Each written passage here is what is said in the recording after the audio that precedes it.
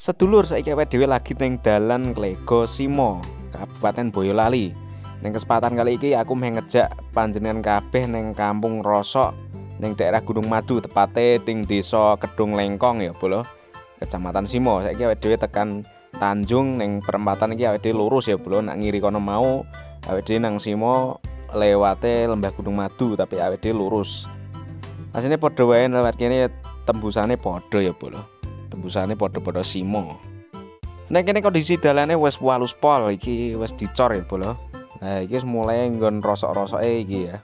Mulai usaha rosoke mulai wakeh ning kene iki padet banget. Lah iki sayange ning kene iki rusak ya dalane. Sayang banget lah iki ning jero-jero kono iki wakeh banget iki. Sing anu usaha-usaha rosok ngene iki. Lah iki kanan kiri iki wis serba rosok, Bolo. Iki jenenge Kampung Rosok iki ning kene iki. Iki wis ning kene iki yo dalane medun barang iki yo. Piye Bolo wis tau lewat kene apa urung? Nek urung yo jajalan lewat kene nek pengen ngerti Kampung Rosok iki.